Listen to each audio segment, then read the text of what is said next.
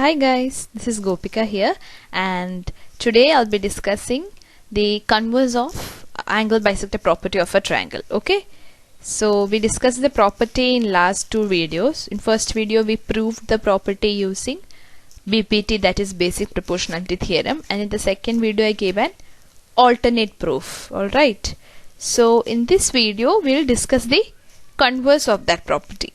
Okay, so let's get started.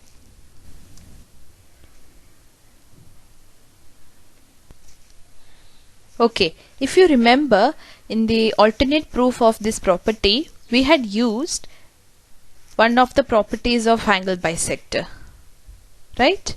We had used their two properties. One was regarding the ratio of areas of triangles when they have same heights. Two triangles have same heights, then ratio of their areas are proportionate to bases. And the second property that we used was this: every point on the bisector of an angle is equidistant from the sides of the angle.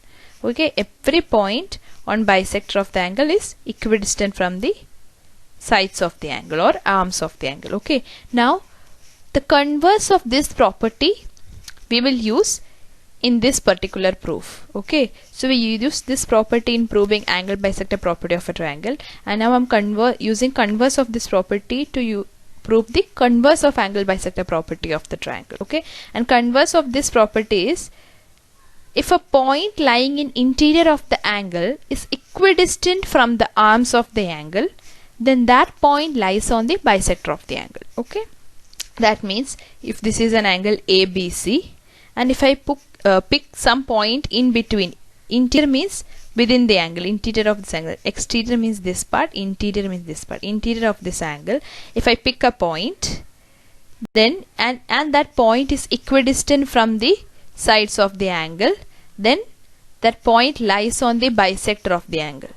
Okay, so this is that property, and this property we are using in today's proof. Okay, so converse is true, that is, if a point lying in interior of the angle is equidistant from the arms of the angle, arms means sides of the angle, then that point lies on the bisector of the angle. Okay, so this is the proof, converse of angle bisector property of a triangle. So first let's read the statement. If in triangle ABC, point D on side BC is such that AB upon BC is equal to BD upon DC, then ray AD bisects the angle BAC. Okay, so in angle bisector property what we had said? We said that if we draw an angle bisector, then it will divide the opposite side in ratio of the other two sides of the triangle. Now here we have converse.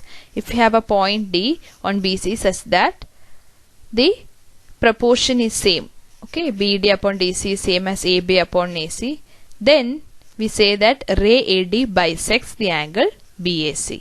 Okay, this is the converse. So given part is AB upon AC is equal to BD upon DC. This is what is given. To prove that AD bisects the angle BAC, that is what we have to prove. That means angle BAD is equal to angle CAD, or we can just write AD bisects angle BAC. That is what we have to prove. Construction. Construct DE perpendicular to AB. So from D I draw perpendicular towards AB, and also from D I draw another perpendicular towards AC. So this is DE and this is DF perpendicular to AC, and one more perpendicular, that is AP perpendicular to BC. Now the proof of this is similar to the alternate proof of angle bisector property of triangle. Okay, only things seems like we have rearranged some things, otherwise the proof is very similar. Construction is also the same. Now let's start. Triangle ADB and triangle ADC have same height AP. Okay, now this perpendicular AP shows that ABD, triangle ABD and triangle ADC have same height. Okay, AP. When height is AP, then obviously the bases are BD and DC. So ratio of areas, area of triangle ADB upon area of triangle ADC is equal to BD upon DC. Okay, areas are proportionate to bases since they have same height AP, and the corresponding bases are BD and DC. Okay, Now from the given part, BD upon DC is equal to AB upon AC. So in this I can replace BD upon DC with AB upon AC. So from star, area of triangle ADB upon area of triangle ADC is equal to AB upon AC. Okay. Now carefully, if you observe, here we got that these ratio of areas are proportionate to bases AB and AC. If AB and AC are bases, then their corresponding heights are DE and DF. Whenever we draw from a vertex a perpendicular towards a side, then that shows the height of the triangle. Okay, and the corresponding base will be that side, AB. Okay, so DE is height when AB is base and DF is height when AC is base. So if the areas of the triangle is proportionate to AB upon AC, then both the triangles height, their corresponding heights also should be equal. And when AB is base, DE is the height, and when AC is base, DF is the height. So that heights have to be equal, or that length of those heights have to be equal. Then only the ratios of areas will be proportionate to it. Okay, so this implies that corresponding heights are equal. Therefore, DE is equal to DF. So we got that DE is equal to DF.